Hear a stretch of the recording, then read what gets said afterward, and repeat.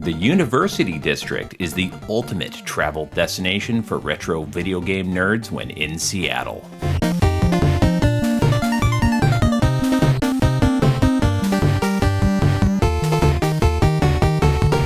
8-bit joystick. The Ave is rad. The Ave in Seattle's U District is the ultimate destination for retro video game nerds visiting Seattle.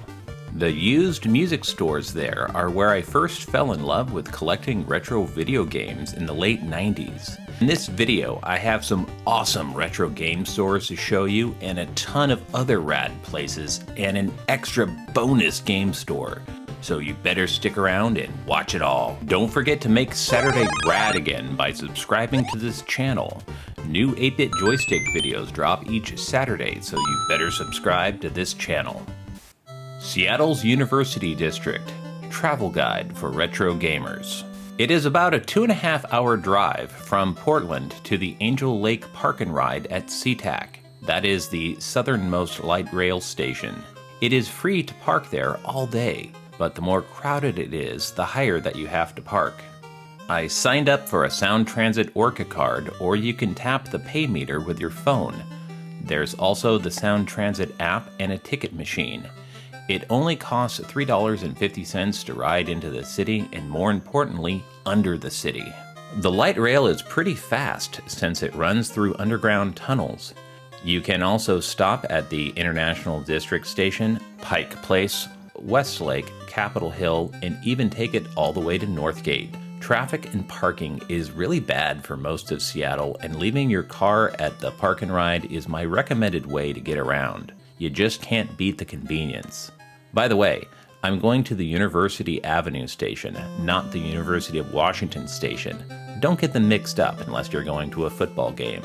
The Ave is a stretch of 3 blocks on University Avenue, starting at 42nd at the southernmost part and walking uphill to 47th at the northernmost part. There are cool things below and above that area, but this is what I'm covering in this video. There have always been great Asian restaurants on and around the Ave, and they have really been growing in numbers and quality due to the increasing number of international students from Asia at the University of Washington. It has led to a proliferation of really good restaurants. All sorts of Japanese, Chinese, Korean, Vietnamese, and Thai restaurants are all around the Ave, and they are cooking for hungry students from those countries. Have you ever seen that oatmeal comic where he's talking about Asian restaurants in a big city versus Asian restaurants in a small town? It's like that. It's a little strange for me to gush about restaurants on a video game channel, but it's so significant and it's so awesome that I wanted to give it a shout out. There is just so much good mouth-watering Asian dining all around the Ave that I just had to bring it up. When researching the Ave on Google Maps, I was quite curious about H-Mart Grab & Go and wanted to check it out. It is an honest-to-God Korean and Japanese-style convenience store with a plethora of super tasty, ready-to-take-out and eat food, but here in America. I have been very vocally envious about the amazing food at Japanese 7-Elevens and Korean convenience stores. So I really want this to catch on, and if we had one in Portland, I would probably go on a daily basis. No joke. I had some takoyaki octopus balls and they were delicious. There is actually a 2-level H-Mart right across the street from it. Shop smart. Shop H-Mart. You got that? Starting our journey at 42nd and University. Cafe on the Ave is an old-school Seattle coffee shop. They opened up the front of it, but it used to be big and dingy and wonderfully Seattle. Go get some real coffee here and not across the street at goddamn Starbucks. Across the street is Bulldog News and Cafe. It is an actual real news and magazine store still in existence, and they also have freaking amazing coffee and baked pastries. I don't know why, but the intersections on the Ave always seem to strike an emotional chord with me. Maybe it's because when I'm waiting to cross, I look around and realize just how awesome it all is. The University of Washington Bookstore has always been a really special place for me. My dad used to take me there as a kid when visiting Seattle, and whenever I would go there as an adult, I would call him and ask him if he was looking for any books so I could find it for him. Not only do they have school supplies and books for the college students, but they have a plethora of well-curated variety of books, and it spans multiple levels. The Varsity Theater is an old-school art house film theater. When I was in high school, we actually drove across the state to see Pulp Fiction and Clerks there. I tell you, things just look different on a giant freaking movie theater screen, and you just don't get this at your local mall. The other major intersection of note is 45th and University. You might be tempted to go right into Pink Gorilla Games, but there actually is a lot of cool shops and restaurants around there. The Neptune Theater is another awesome theater with incredible architecture, and it's over 100 years old. They show movies there, and they have a ton of awesome live shows.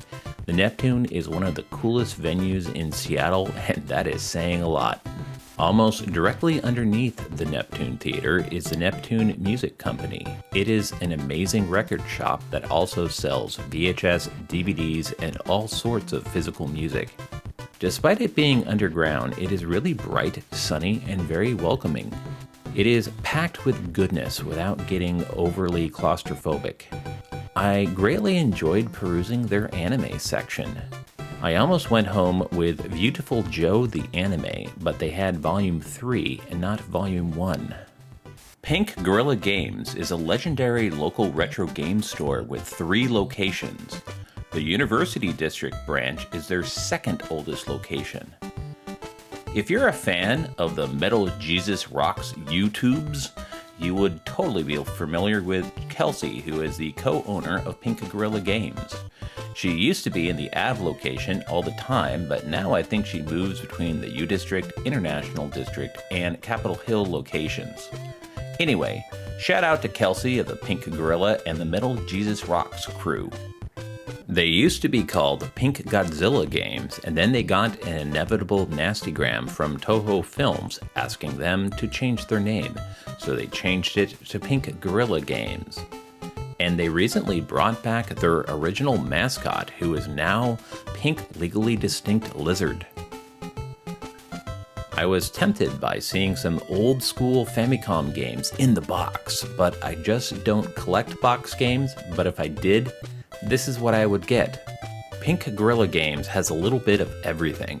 You never know what you're gonna find, and that's a plus. They also carry both American and Japanese games. They also have written translations or transliterations of all the Japanese games there on the price stickers, which is a plus. They also make note of which cartridges have had their batteries replaced. Like minigame stores, the more pricey stuff is behind the case, but everything seems to be pretty reasonable even for the pricey stuff. Their Super Famicom and Famicom section has a special place in my heart because it's where I first fell in love with the joys and trials and tribulations of import retro gaming. They are pretty good in having some of their more common import games be very reasonably priced, so you can actually get a ton of good games for well under $10. I should have gotten this copy of Nintendo Baseball that had someone's name written on it. I personally love it when Japanese kids mark their old Famicom games with their names, and I think it really adds to the Showa-era charm. I also should have gotten this Taito golf game, Golf Co. Open, that I did not know about. I also met up with my old pal Noah, aka BBQ there. Pink Gorilla Games is hands down one of the best retro game stores in the entire world. You never know what you're going to find there. It's not the biggest, but you're going to be blown away with what you find, and the people that work there are super cool. Apparently, this particular statue of Fox McCloud from Star Fox was stolen in the past, and then the thieves felt bad about it, and they actually returned him to his rightful place in the store. You should go take a selfie with the statue of Star Fox for good luck, and do a barrel roll! Now we're headed up across 45th, and there are even more places to see. I've always been tempted to go to the Chinese tea house cafe called Don't yell at me! I like the whimsical name and the drawing of the dude with the teacup in the window. The newest retro game store in the neighborhood is HiFi LoFi. It is actually a not-so-secret extension of Al's music, videos, and games. They have stickers, they have game systems, and they have cool merch. They have a lot more natural, colorful lighting compared to Al's across the street, and it has a totally different vibe. It is pretty chill and pretty dope. They also have plenty of retro electronics, CD players, VCRs, and such. They have a wide variety of anime figures and a plethora of plushies. I've never been too tempted to get into vinyl figures, but it was super cool to see figures of Lum, who will always have a special place in my heart. You know, the uki uki waku waku toki doki feelings. They legit had Japanese city pop albums on cassette tapes. I don't even have a cassette deck anymore, and I was tempted. The Tamagotchi selection was in the same case next to some slightly naughty anime, and then further down was the very naughty anime. I was also impressed by their selection of regular anime on VHS tapes and DVD. Even editing this video made me wish I could go back and grab some tapes that I saw and passed up on. I was tempted to get Cannibal the Musical on VHS, a Troma classic and a darn good time. Check out their dope custom big game cartridge with the store logo on it. They don't have the biggest music selection, but I really liked what I saw. Just look at this proliferation of cute figures next to the Pikachu N64.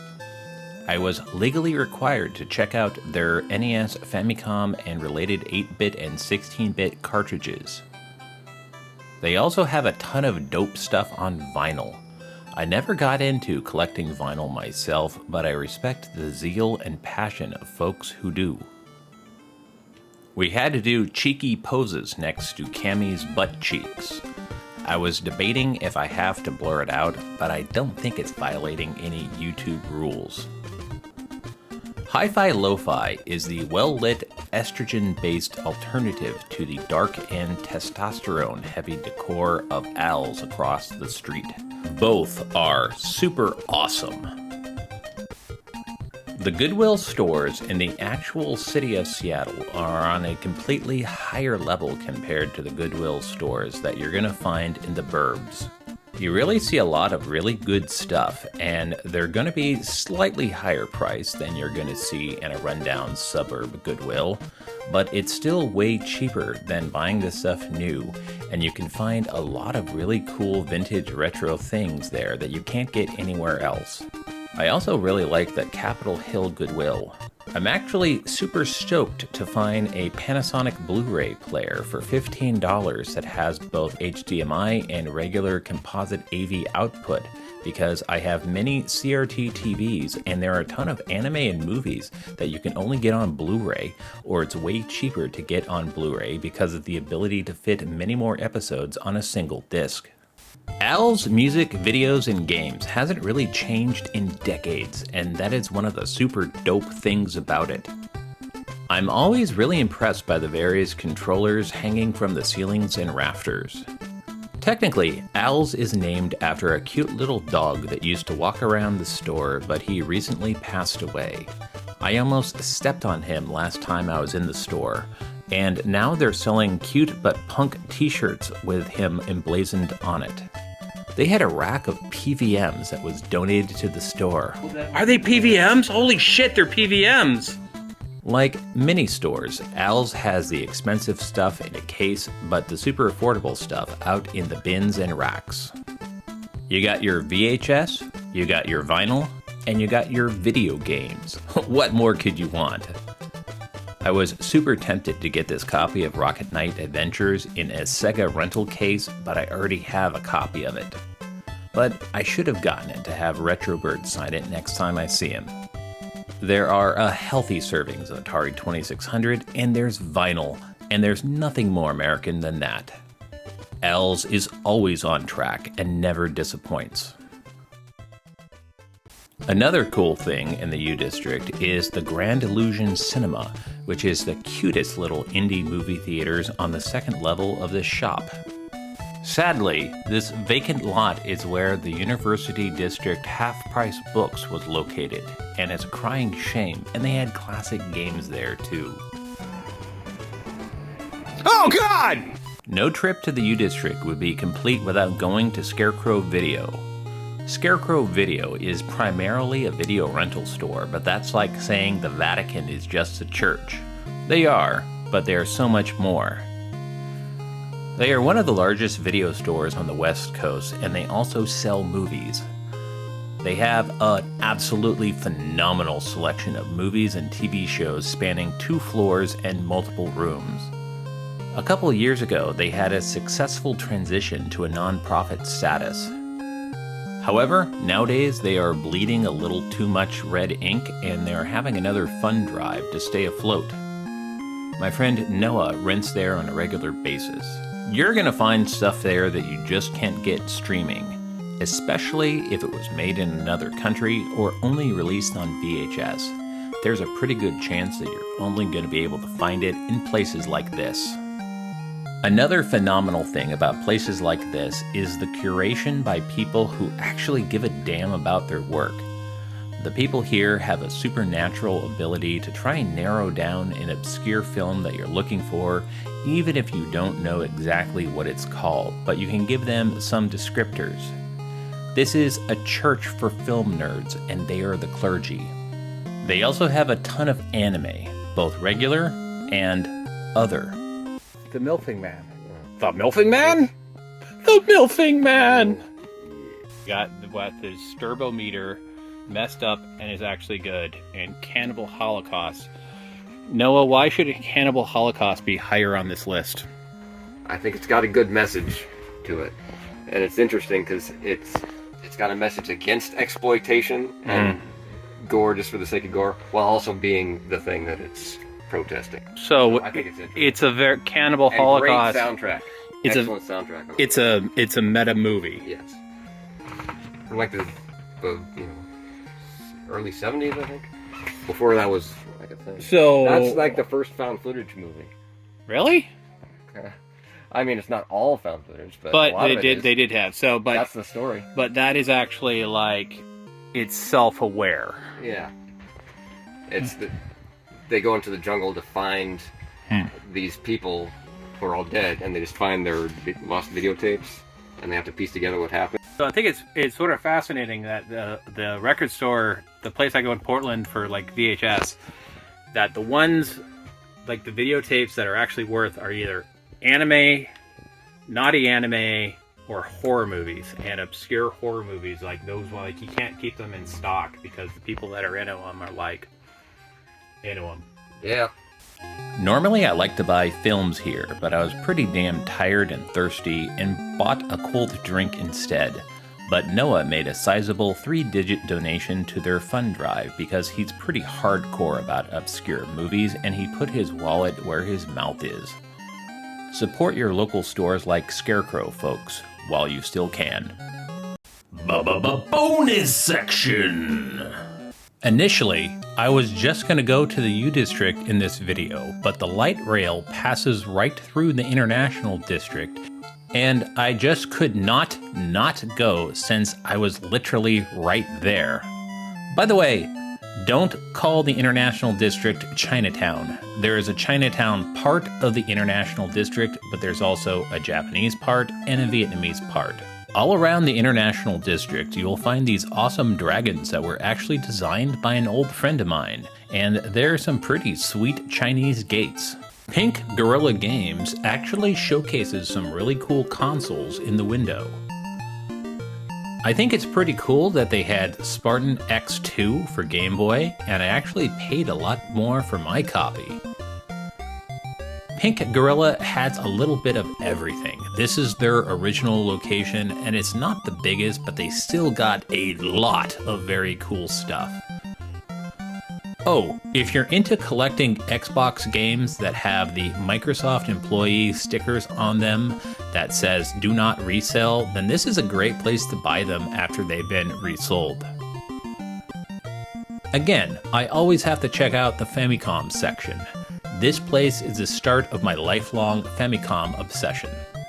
It had a super rare limited edition Seattle Mariners Nintendo DS for $500. That is appropriate because Nintendo's Hiroshi Yamauchi used to own the Seattle Mariners back in the day. In the 90s, actually.